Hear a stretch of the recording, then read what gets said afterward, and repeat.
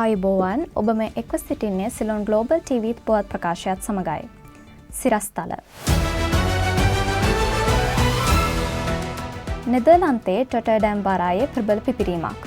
එක් අයෙකු ජීවිතක්ෂයට. චීන ප්‍රහාරයකට මුහුණ දීමේ අරුමිනින් තායිවානයේ දැවැන්ත යුද අභ්‍යාස මාලාවක්.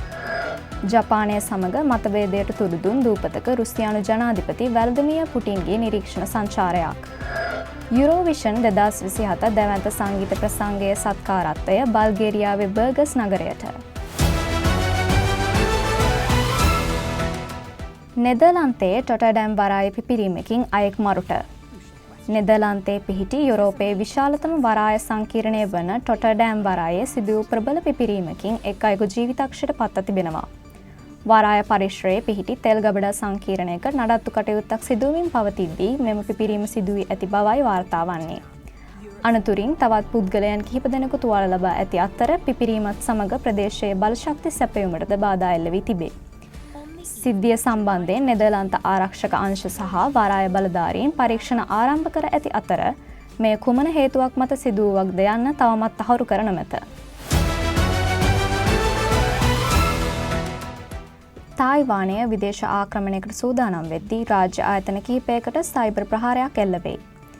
චීනයෙන් එල්ල විය හැකි ඕනෑම හමුදා තර්ජනයකට සූදානම් වීම සඳහා තායිවානය විසින් දැවැන්ත යුද අභ්‍යාස මාලාවක් ආරම්භ කර තිබෙනවා. තායිවාන සමුද්‍ර සංද්‍රිය ආශ්‍රිතව චීන හමුදා ක්‍රියාකාරකම් ඉහළ යාමත් සමග තම රටේ ආරක්ෂාව තහවුරු කර ගැනීම මෙම යුද අභ්‍යාස මාලාවේ ප්‍රධාන අරමුණයි.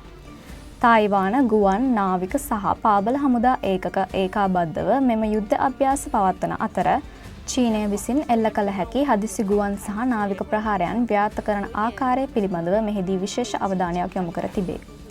මේ අතර තායිවානයේ ප්‍රධාන රාජ්‍ය ආයතන කිහිපයක පද්ධති ඉලක්ක කරගනිමින් කෘත්‍රිම බුද්ධිය ආධාරයෙන් සිදු කරන ලද ප්‍රබල සයිබර් ප්‍රහාර මාලාවක් අනාවරණය වී තිබෙනවා. තායිවාන ඩිජිටල් කටයුතු අමාත්‍යාංශය සඳහන් කළේ විදේශීය සයිබර් ප්‍රහාරකයන් විසින් AI තාක්ෂණය සහ ඔටෝමේටඩ් ඒජන්ට්ස් භාවිත කරමින් රාජ්‍ය ආයතනවල රහස්‍ය දත්ත ලබා ගැනීමට උත්සාහ කර ඇති බවයි. කෙසේ වෙතත් තායිවාන සයිබර් ආරක්ෂක අංශ වහා ක්‍රියාත්මක වී එම ප්‍රහාරය සාර්ථකව ව්‍යාප්ත කිරීමට සමත් වී තිබෙනවා. මෙම ප්‍රහාරයන් පිටුපස විදේශීය රාජ්‍ය අනුග්‍රහයලත් හැකර්වරුන් සිටින බව තායිවාන බලධාරීන් සැකපල කරයි. රුසියානු පුටින්ගේ කුරිල් දූපත් සංචාරය ජපානයේ දැඩි අවධානයට. ජපානය සහ රුසියාව අතර දීර්ඝ කාලයක සිට මතභේදයට තුඩු දී ඇති කුරිල් දූපත් සමූහයේ දූපතක රුසියානු ජනාධිපති වැලදිමිර් පුටින් හදිසි සංචාරයක නිරත වී ඇති බව ජපාන විදේශ අමාත්‍යාංශය ප්‍රකාශ කරයි.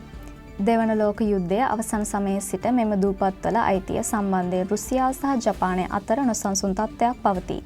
ජපානය විසින් උතුරු භූමිය ලෙස හඳුන්වන මෙම දූපතට රුසියානු ජනාධිපතිවරයා සිදු කළ සංචාරය සම්බන්ධයෙන් ජපාන රජය සිය බලවත් විරෝධය පළ කර තිබේ. කෙසේ වෙතත් පසුගිය 12 වෙනිදා සිදු කළ මෙම සංචාරයේදී ජනාධිපති පුටින් ප්‍රකාශ කර ඇත්තේ මෙම භූමිය රුසියාවේ අභිමුව පවතින උපාය මාර්ගික ප්‍රදේශයක් බවයි. යුරෝවිෂන් 2027 සත්කාරත්වය බල්ගේරියාවේ බර්ගස් නගරයට.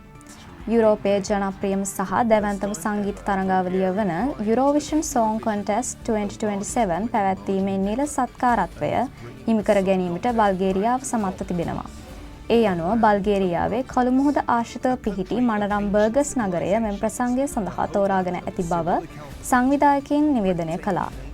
ලබන වසරේ මැයි මාසයේ පැවැත්වීමට නියමිත මෙම දැවැන්ත සංගීත උළෙල සඳහා යුරෝපයේ සහ ලෝපුරා රටවල් රැසක ප්‍රමුඛ පෙළේ සංගීත ශිල්පීන් කලාකරුවන් සහ ලක්ෂ සංඛ්‍යාත ප්‍රේක්ෂකයින් පිරිසක් එක්වීමට නියමිතයි. මෙය බල්ගේරියානු සංචාරක ක්ෂේත්‍රයටද ලැබුණු දැවැන්ත උත්තේජනයක් ලෙසයි සැලකෙන්නේ. ඒ සමගින් අපගේ සතියග පුවත් විකාශනය නිමවට පත්වේ. පෑම් පැය අලුත් වන ලෝකයේ අලුත්ම පුවත් දැන ගැනීමට www.ceylonglobaltv.com අපගේ වෙබ් අඩවියට පිවිසෙන්න. දැන් පැය 24 පුරාම විකාශනය වන රේඩියෝ සිලෝන් අපගේ වෙබ් ගුවන් විදුලියෙන් ඔබ කැමැතිම ගීත රස විඳීමේ හැකියාව ඔබට ඇත. ඔබ සැමට සුවදායි සතියක්.